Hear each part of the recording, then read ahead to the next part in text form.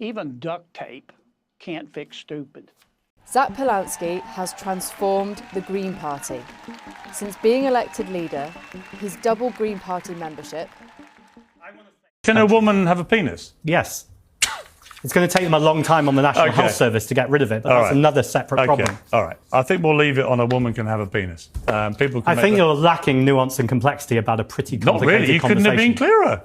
I'm clear, because actually when you want to look at the science... You were crystal clear. Ask a simple question. But you're laughing at it, which I think demeans I think it's trans people. Absolutely ridiculous. What have you got against trans people? Why are you punching down? Why are you not saying nothing against the real trans problem people? in this I've already country? told you that I think trans people... You sound like you have a huge problem with trans people. No. It sounds to me like you don't understand what a woman is, which I think is a huge problem for someone leading a party in this country. A woman is a gender. Sorry?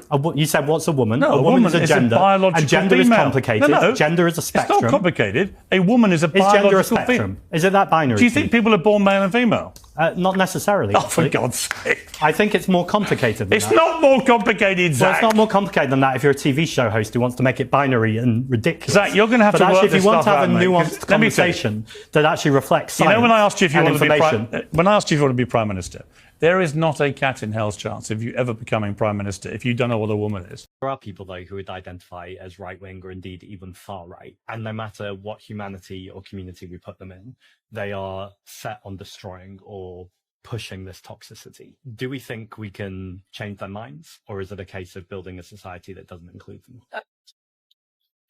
Can you say that again?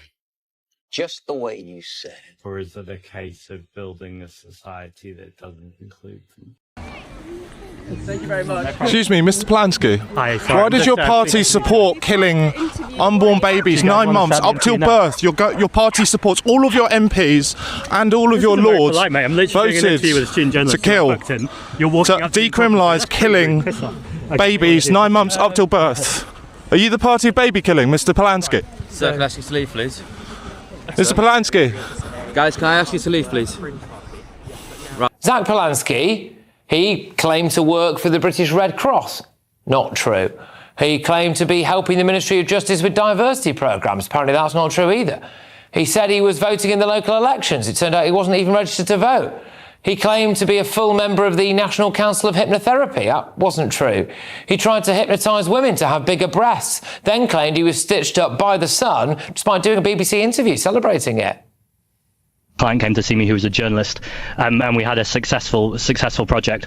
We've done it a couple of times, and there seems to be no shift, but actually increasingly more and more as I work with people, there's starting to become anecdotal evidence, at least, of growth in breast size. Yes, actually, with her breast size in the Sun article, she says that she grew 4 inches. It didn't change her cup size; she stayed the same cup size, but she said it was a tighter fit. So they actually grew? Yep.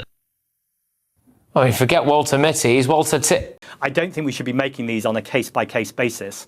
I think we need to have consistency and also make sure we stick to the rule of law.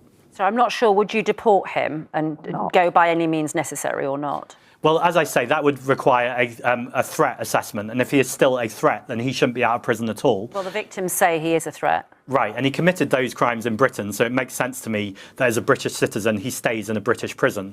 I accept there may be more detail that I'm not privy to. I'm not, the Justice Minister or in the Home Office. You wouldn't deport him then, and you wouldn't withhold aid as a result of that? Well, if he's still a threat, it doesn't make diplomatic sense to me for him to go be a threat somewhere else.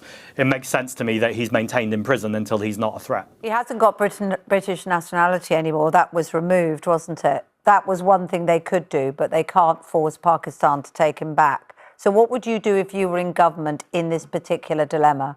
Well, I think the first thing to make sure is that our prisons aren't overcrowded, and the way we do that is by reprioritising. Different problem, though, isn't it? That's what all governments want to do.